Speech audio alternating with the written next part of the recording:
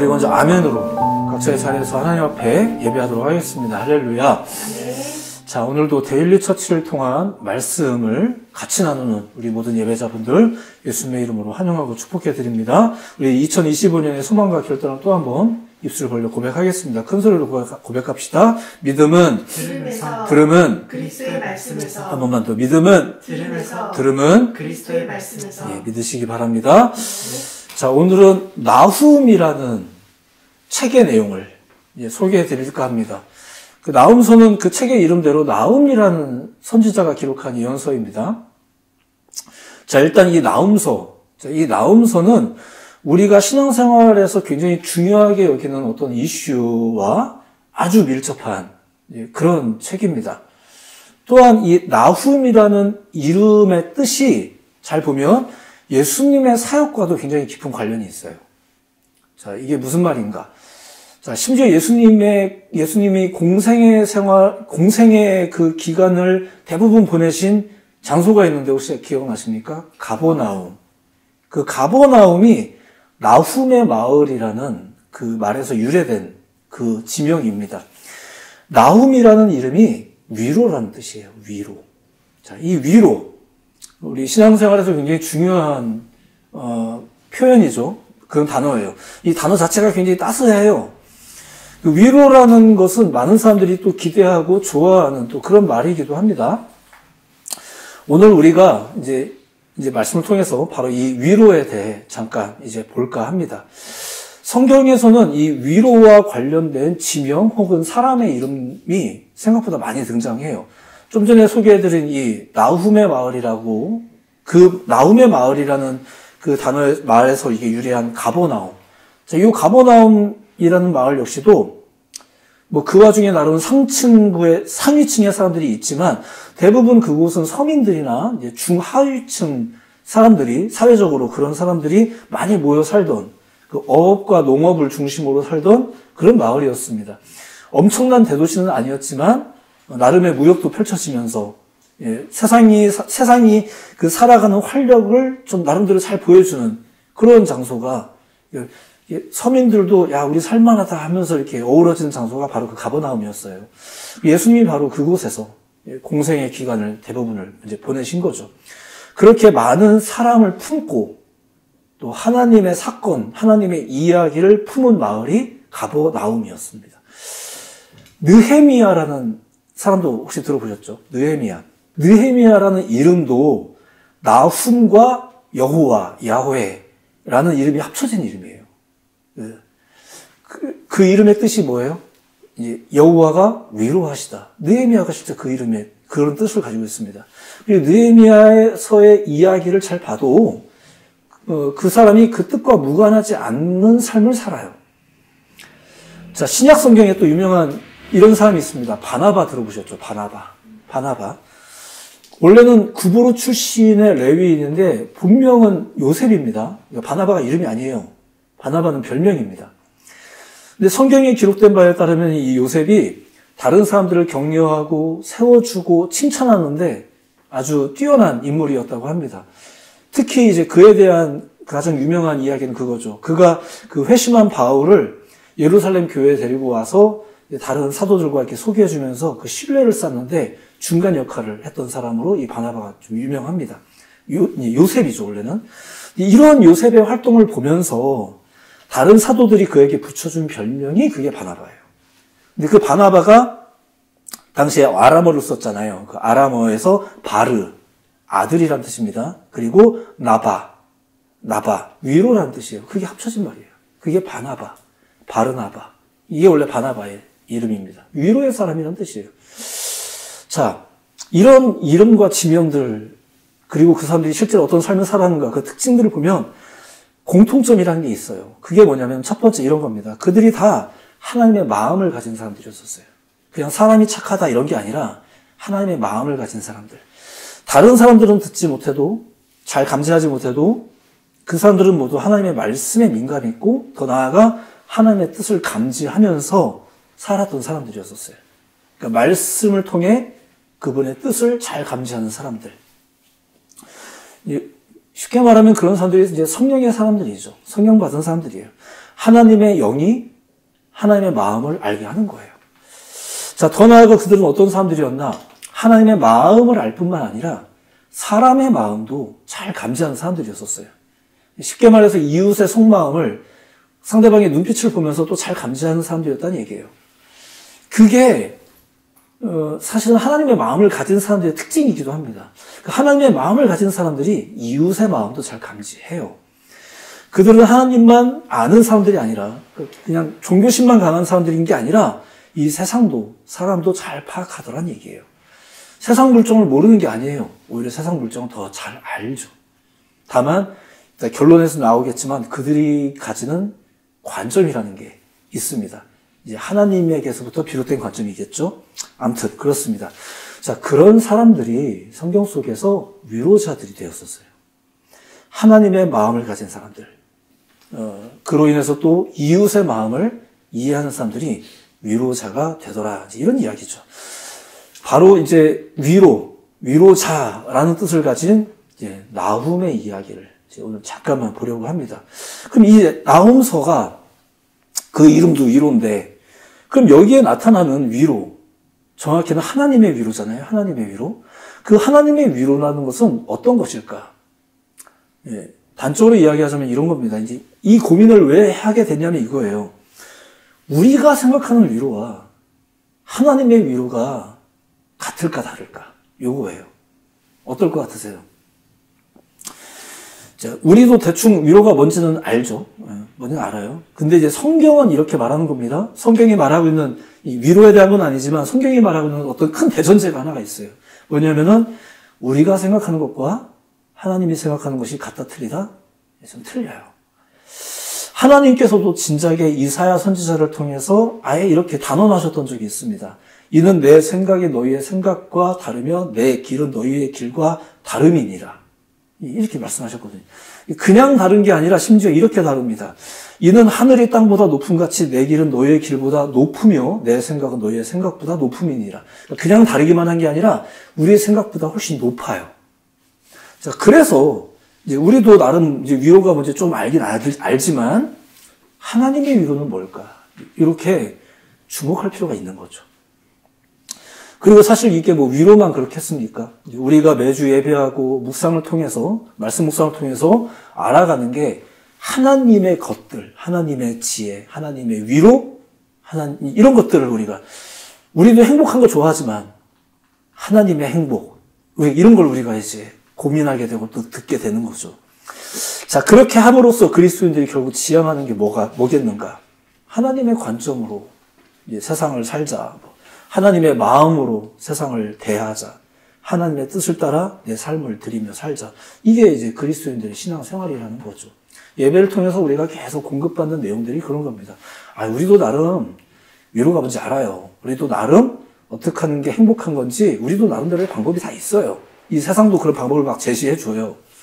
그런데 하나님의 행복은, 하나님의 기쁨은, 하나님의 만족은, 하나님의 위로는 이러면서 우리가 매주 말씀을 듣는 거죠. 오늘은 위로에 대해서 보는 겁니다. 다시 말씀드리지만 우리가 생각하는 위로와 하나님이 말씀하시는 위로는 다릅니다. 우리가 생각하는 그 위로, 단적으로 단언하기는 어렵지만 대체적으로 이런 게 아닐까. 어떤 어그러진 상황이나 마음의 상태를 향해서 조금 덜 아프라고, 빨리 힘내라고 하는 게 보통 위로라고 우리가 생각을 합니다. 힘내. 다음엔 잘 될 거야. 다 그래. 지나면 괜찮아. 내가 해결해 줄 수는 없는데, 뭐 필요한 거 없어? 뭐, 이런 정도가 이제 위로입니다. 그리고 많은 분들이 교회를 다니시는 이유도 위로받고 싶어서 오시는 분들이 꽤 많으세요. 뭐 잘못된 건 아닙니다.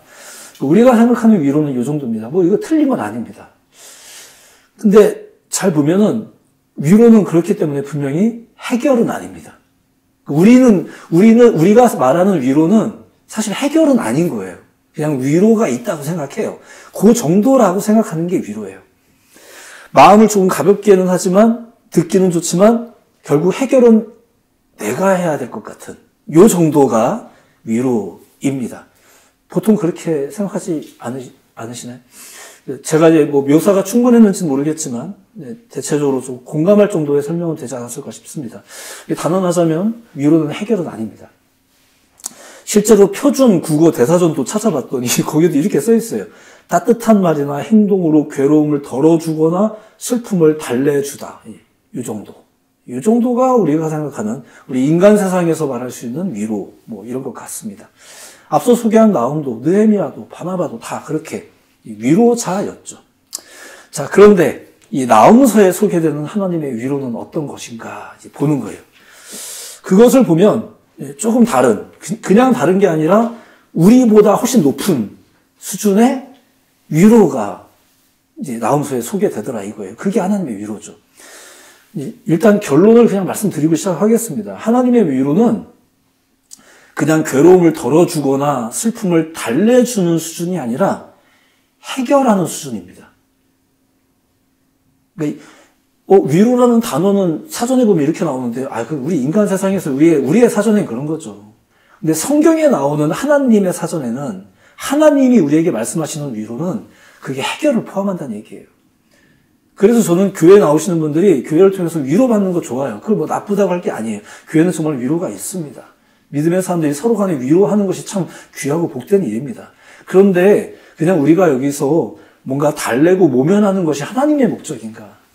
그건 아니에요. 하나님의 목적은 우리가 생각하는 것보다 훨씬 치유적이고 훨씬 크게 회복적입니다. 그것이 이제 하나님의 위로라는 것입니다. 어떻게 그러면 위로하셨던가? 나훔서에 나오겠죠? 간단하게 이걸 보겠습니다. 자, 성경에서 위로라는 의미로 사용되는 나훔, 조금만 깊이 좀 들여다볼게요. 이걸 보면은, 원래는 이게 이제 우리가 지금 위로라는 말을 설명하고 있지만, 성경에서 이 단어를 쓸 때는 하나님의 후회나 한탄을 나타낼 때도 이 말을 써요. 나함이라는 단어를 써요. 이게 대표적으로 어디에 쓰였는지 혹시 아세요? 노아의 방주 사건 때 쓰여졌어요. 노아의 방주 사건 때 하나님이 이렇게 말씀하신 적이 있거든요. 땅 위에 사람 지으셨음을 한탄하사 마음에 근심하시고 이르시되 내가 창조한 사람을 내가 지면에서 쓸어버리되 사람으로부터 가축과 기는 것과 공중의 새까지 그리하리니 이는 내가 그것들을 지었음을 한탄함이라. 이게 후회했다라고까지 나와요. 새 번역에 보면 그게 한탄하다가 이제 후회하다. 그런데 이때 하나님이 하셨던 후회가 괜히 만들었어. 그러니까 인간들을 괜히 만들었어. 그런 뜻인가? 그렇지 않다라는 거예요. 하나님이 여기서 후회했다, 한탄했다라는 말은 이거 괜히 만들었어. 그냥 다 없애버릴래. 이게 아닙니다. 만약에 그렇다면 하나님이 실수하셨다는 거잖아요. 인간 자체를 부정하는 거죠. 근데 성경이 하나님에 대해서 이제 말하는 대전제는 이런 겁니다. 하나님은 사람이 아니시니 거짓말을 하지 않으시고 인자가 아니시니 후회함이 없으시도다.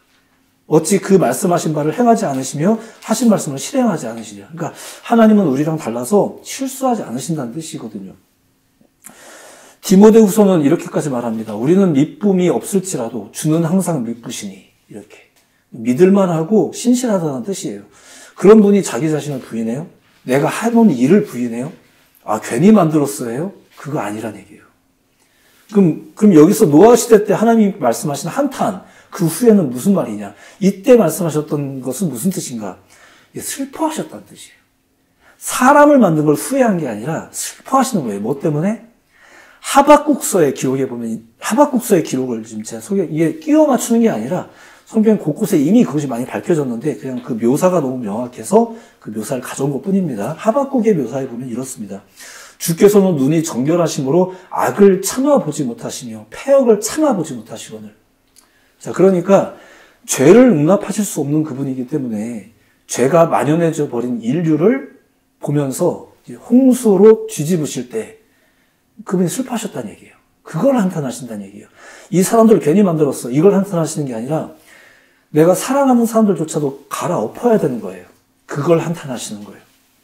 우리식으로 표현하자면 인간을 지은 것을 후회하셨다기보다 죄를 진멸하기 위해 죄에 깊이 물들어버리는 사람들까지 쓸어버리는 자신의 행동을 오히려 후회하는 거죠. 자신의 행동을. 안 할 수는 없는데. 부모가 때로는 그래서는 안 되겠지만 때로 자녀들에게 매를 들 때, 그 야단치는 이유가 명확할 때, 이건 계속 주면 안 되겠다 싶을 때 매를 들면서, 정상적인 부모라면 너는 마저도 싸 이러면서 때리는 부모는 없습니다. 단언컨대 없습니다. 오히려 부모는 부정하죠. 가끔 그걸 부정합니다. 너는 그럴 애가 아니야 이러면서 괜히 부정합니다. 때로는 자녀에게 매를 들어 이렇게 혼내면서도 본인이 더 아프고 괴로워합니다. 자식들은 가끔 억울하잖아요. 맞은 건 난데 막 이러면서 막 아빠가 뭐가 아프냐고 이러면서 아직 이해를 못 하는 거죠. 하나님의 한탄이 그게 후회가 우리가 생각하는 그 후회인가? 아닙니다. 그게 아니라 그분의 슬픔이에요. 그분이 짊어지는 슬픔이에요. 자, 그런데 하나님을 한탄하게 만들었던 그 노아 사건. 이게 비록 많은 생명체가 죽었지만 결국 그 사건이 우리에게 보여주는 게 뭐예요? 메시지가 뭐예요? 세상의 회복과 정결을 이루는 사건으로 우리가 그걸 기억하고 있는 거죠. 그 이면의 고통은 누가 감수해요? 그거 하나님이 감수하는 거잖아요. 또 심하게 얘기해서 죽은 자는 말이 없는 거고. 그 고통은 하나님이 감수하는 거예요. 내가 괜히 만들었어가 아니라 안 할 수는 없고 이 죄를 그냥 내버려 둘 수는 없고 매를 드는 거죠. 하지만 그 아픔을 하나님이 감수하는 거예요. 그런 감정으로 생겨난 또 하나의 대형 사건이 있잖아요. 대표적인 사건. 그게 뭐예요? 그게 예수님 십자가 사건. 인류의 죄를 해결하고 영원한 구원의 길을 여시기 위해서 결국 무슨 방법을 선택하신 거예요? 독생자를 대신 죽게 하셨던 사건. 그 일에 있어서 하나님이 뭐 신이니까 뭐 감각이 없으세요? 네가 대신 죽어 이거예요 그냥? 아니죠. 그게 아니란 얘기예요. 결과적으로 많은 사람들이 믿음을 가지고 감사하며 그리스도인이 됩니다. 되었습니다. 오늘날 또 그 복음은 여전히 유효하기 때문에 어떤 이는 믿고 뭐 여전히 믿지 않는 사람들도 있지만 그런 일들이 여전히 일어나고 있습니다. 그런데 좀 인간적으로 설명하자면 하나님은 독생자를 희생시키는 아픔은 본인이 감수하셨던 거예요. 감사하시고 그렇죠. 우리가 그걸 생각하진 않아요. 우리가 감사하고 기뻐하고 막 이러면서 하나님을 찬미하고 있지만 그 찬미를 받으시는 하나님의 마음은 어떤지 좀 인간적이긴 하죠. 설명 자체가 좀 인간적이긴 한데 하나님의 마음은 어떠실까? 이런 걸 생각하는 게 또 우리 가운데 중요한 영적인 관점이라는 거죠. 굳이 따지자면 하나님이 그래야 될 이유가 있었던 건 아니잖아요.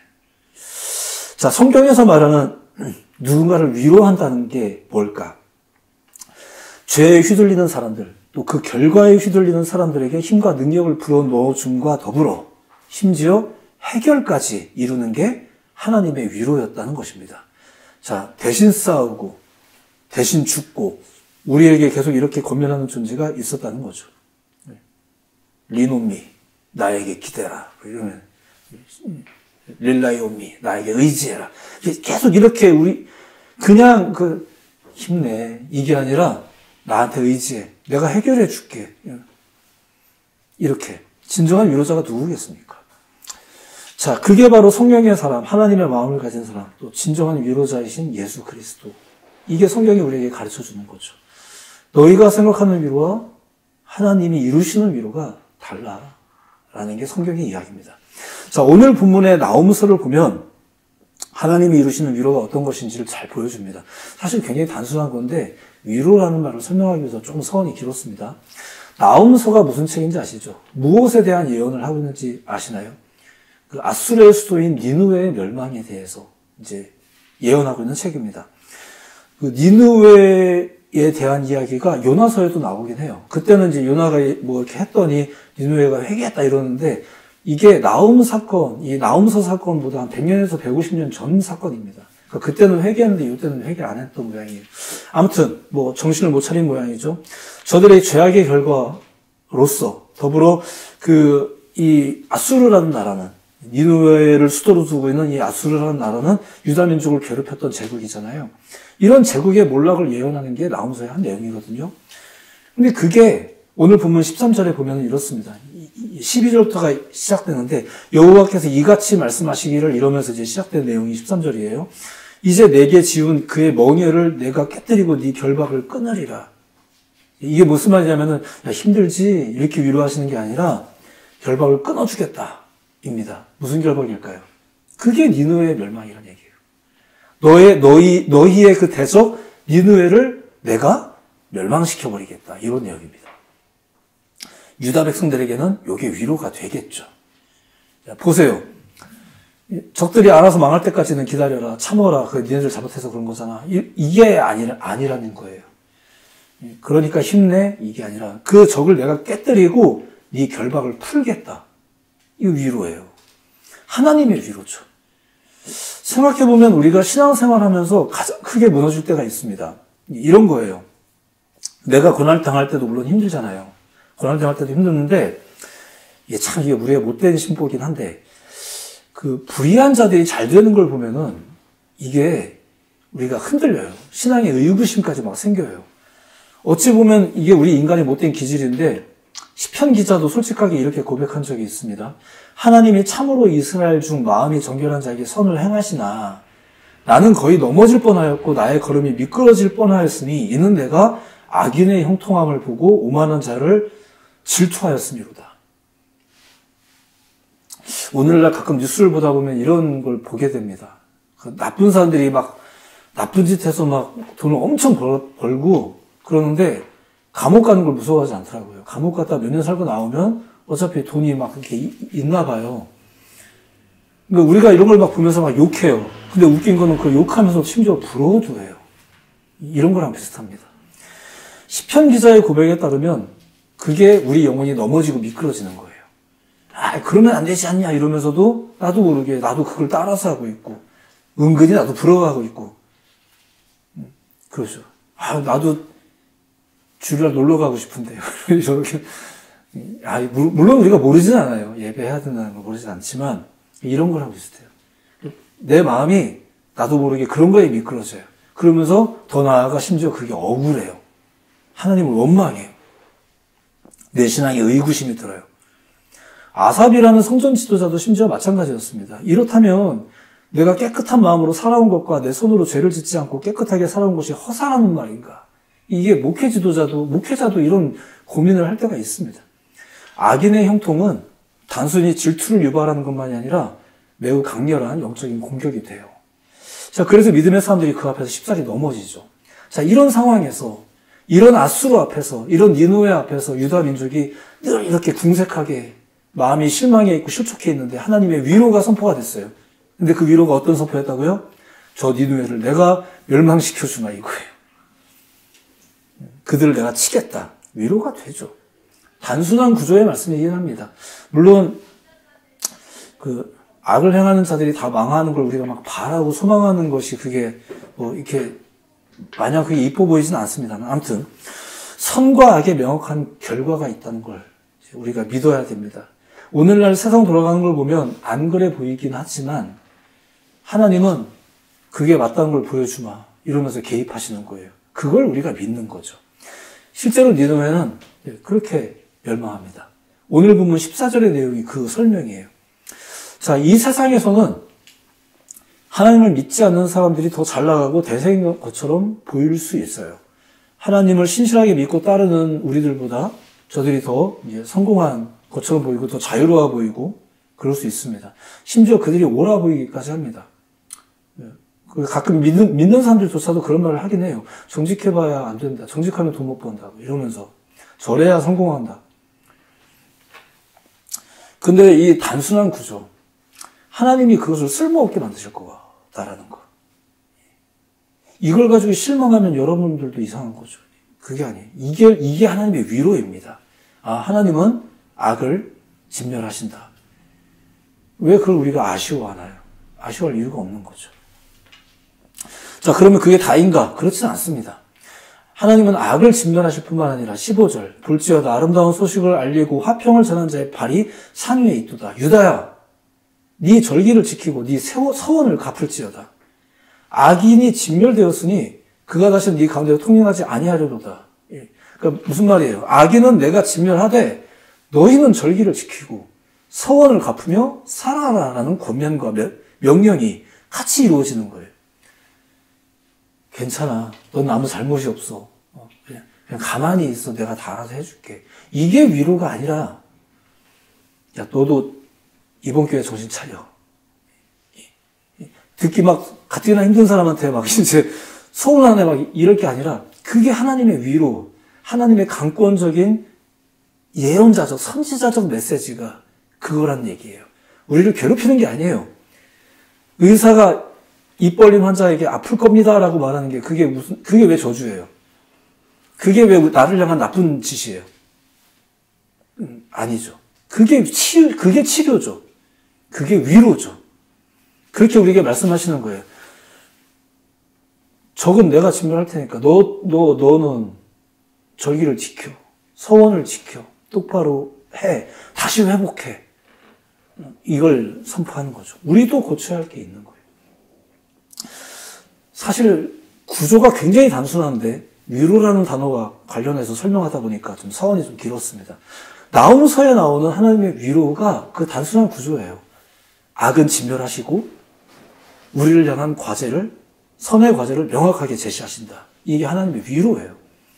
물론 우리의 위로는 우리가 심판자가 아니기 때문에 너 이러면 안 돼, 지옥 가 이렇게 말하는 게 우리가 할 말은 아닙니다. 우리는 다만 서로 용서하고 우리가 해야 될 책임이 있겠죠. 사랑의 책임이 있죠.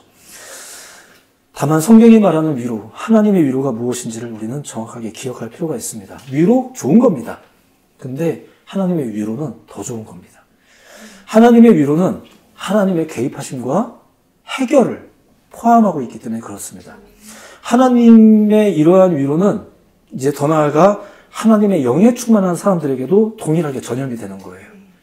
그래서 우리가 성경에서 보는 많은 그리스도인들을 보시면 또 오늘날에 존재하는 우리 주변의 훌륭한 그리스도인들을 잘 보시면 하나님을 순전하게 믿었던 사람들 보시면 저게 맞나 싶은 사랑과 저게 맞나 싶은 위로를 저게 맞나 싶은 실천을 그들이 행하는 거예요. 그냥 말로만 기도할게 한 게. 저도 여러분들이 가끔 얘기하잖아요. 기도할게 라는 말을 인사로 하지 말고 진짜 기도를 하라고.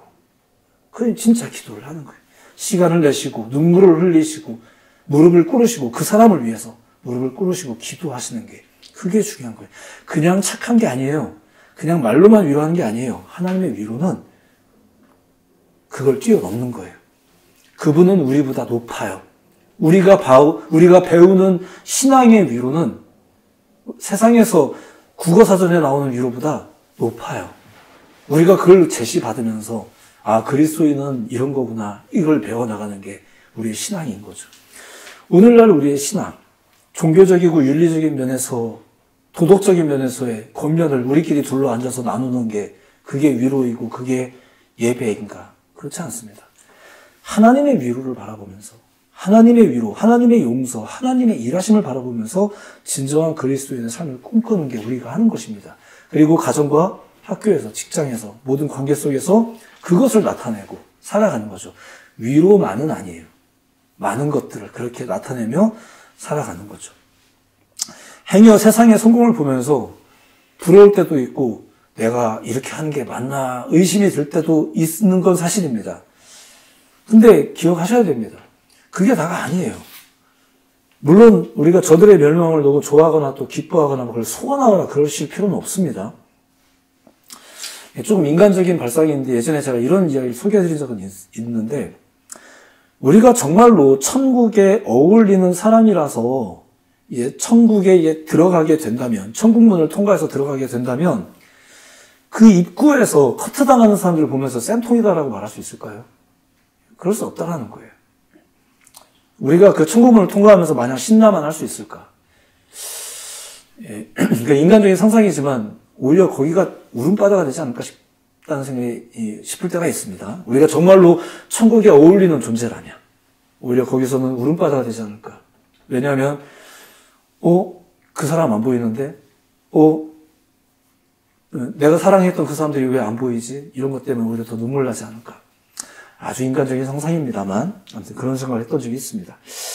우리는 다만 이 말씀을 기억하면 될 것 같아요. 긍휼히 여기는 자는 복이 있나니 그들이 긍휼히 여김을 받을 것이며 예수님이 이 땅에 오셔서 전하신 거의 초기 복음 중에 한 내용입니다. 우리는 긍휼히 여기면 됩니다. 그리스도인이 먼저 그런 은혜를 입었기 때문에 우리도 그런 은혜를 나타내면서 살면 돼요. 가끔 손해보는 것 같아도 이게 맞나 싶을 때가 있고 내가 아무리 이렇게 해봐야 저 사람들이 더 잘 사는 것 같은데 싶을 때도 있는 건 사실이지만 낙심하지 말고. 우리는 뭘 바라보기 때문에? 하나님의 위로를 바라보기 때문에. 하나님의 위로가 나움서에 따르면 어떻다고요? 명확해요. 악인은 망할 거예요. 악한 것은 망할 거예요. 그리고 하나님을 따르고 의 가운데 서 있는 사람들을 하나님은 위로하실 거예요. 회복하실 거예요. 물론 그냥 위로가 아니라 과제도 주실 거예요. 너희들 이번엔 똑바로 해. 이렇게 하실 거예요. 우리는 하면 돼요. 이게 성경에서 말하는 위로입니다.